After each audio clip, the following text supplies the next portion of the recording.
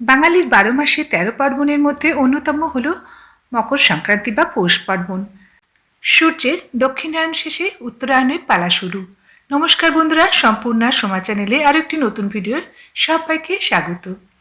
বাংলা মাসের শেষ দিন সংক্রান্তি নামে পরিচিত। জ্যোতিষশাস্ত্র অনুযায়ী সূর্যের রাশি পরিবর্তনের দিনটি হল সংক্রান্তি। বাংলার নবম মাসের সমাপ্তি হল মকর সংক্রান্তি। এই দিন সূর্য নবম রাশি ধনু থেকে দশম রাশি মকরে প্রবেশ করে। জ্যোতির্বিদ্যা অনুযায়ী এই দিনে সূর্যের উত্তরায়ণ শুরু হয়, অর্থাৎ বন্ধুরা সূর্য উত্তরমুখী যাত্রা শুরু করে। মকর সংক্রান্তি শুধু বাংলা নয়, ভারতের বিভিন্ন প্রদেশে ভিন্ন ভিন্ন নামে পালিত হয়ে থাকে। তাই বন্ধুরা, মকর সংক্রান্তি হলো সনাতন সংস্কৃতির একটি অত্যন্ত পবিত্র ও শুভ উৎসব। ভারতের বিভিন্ন অঞ্চলে এই উৎসব বিভিন্ন নামে পালিত হয়। উত্তর ভারতে এটি মকর সংক্রান্তি এবং গুজরাটে উত্তরায়ণ নামে পরিচিত। মহারাষ্ট্রে মকর সংক্রান্তিকে বলা হয় তিলগুল উৎসব। তামিলনাড়ুতে পোঙ্গল, যা 4 দিন ধরে পালিত হয়ে থাকে। আসামে মকর সংক্রান্তি হল মাঘ বিহু নামে পরিচিত। উত্তরপ্রদেশ এবং বিহারে খিচড়ি নামে মকর সংক্রান্তি প্রচলিত একটি উৎসব। হরিয়ানা, চণ্ডীগড় ও পাঞ্জাবে এই উৎসবটিকে বলা হয় লোহরি। জম্মু ও কাশ্মীরে এই মকর সংক্রান্তি উৎসব শিশু সংক্রান্ত নামে পরিচিত। এছাড়া অন্ধ্রপ্রদেশ ও তেলেঙ্গানা রাজ্যে এই মকর সংক্রান্তি উৎসব পেড়া পান্ডুগা নামে পরিচিত। কেরালায় এই উৎসবটিকে বলা হয় মকর ভিল্লাক্কু। বন্ধুরা, আমাদের রাজ্য পশ্চিমবঙ্গে এই মকর সংক্রান্তি উৎসবটিকে বলা হয় পৌষ সংক্রান্তি। এই মকর সংক্রান্তির উৎসব গঙ্গাসাগরে পবিত্র কুম্ভ স্নানের মাধ্যমে সম্পন্ন করা হয়।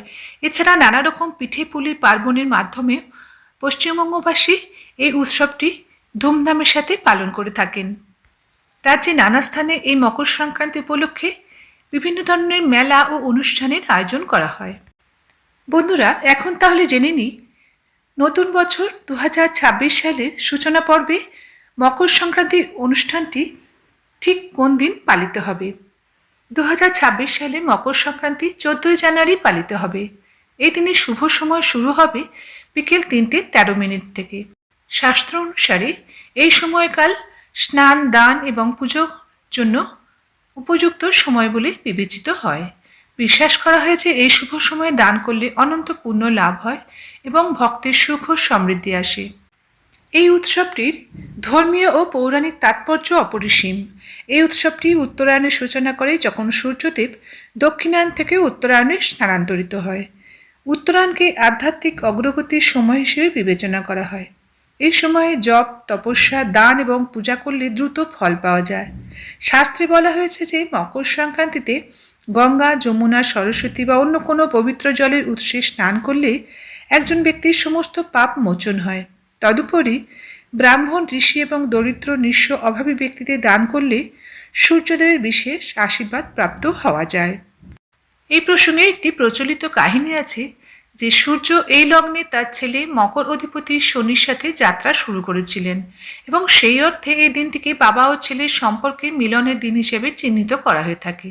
পৌরাণিক মতে মকর সংক্রান্তির সম্পর্ক মহাভারতের ভীষ্মের ষড়সজ্জার সঙ্গে জড়িত রয়েছে।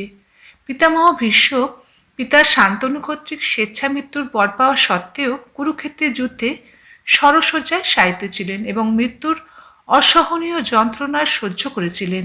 কারণ হিসেবে বলা হয়ে থাকে যে সেই সময় ছিল সূর্যের দক্ষিণায়ন, তাই মৃত্যুকে তিনি আহ্বান করেননি।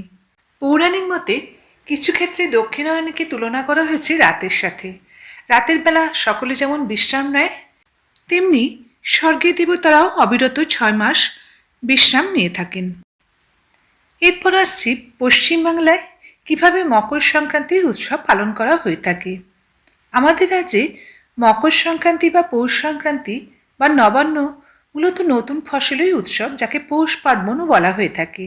নতুন ধান, খেজুরের গুড় এবং পাটালি সহযোগে বিভিন্ন স্বাদের নানা ধরনের ঐতিহ্যবাহী পিঠা তৈরি করা হয়। তাই পৌষ পার্বণের আরেক নাম পিঠে পার্বণ। উত্তরায়ণের সূচক মকর সংক্রান্তিকে অশুভ সময়ের অন্তিম দিন হিসাবে চিহ্নিত করা হয়। এই উৎসব মূলত নতুন ফসলের উৎসব হয়, বাঙালির কাছে তার নবান্ন বলে অধিক স্বীকৃতি পেয়েছে। পৌষ সংক্রান্তির শস্যের উৎসব, ক্ষেতের পাকা ধান প্রথম ঘরে ওঠার সুবাদেই পালন করা হয়। এই উৎসব পাকা ধানের শীষ নিয়ে আসা হয় এবং নির্দিষ্ট কিছু আচার অনুষ্ঠান পালিত হয়। 2-3টি খড় একসাথে পাকিয়ে তার সাথে ধানের শীষ, মূলোর ফুল, সর্ষে ফুল, আম পাতা প্রভৃতি বেঁধে আউনি বাউনি বানানো হয়ে থাকে। এটিকে ধানের গোলা, খড়ের চাল, ঢেঁকি, বাক্স প্যাটরার ভিতর গুঁজে দেওয়া হয়ে থাকে।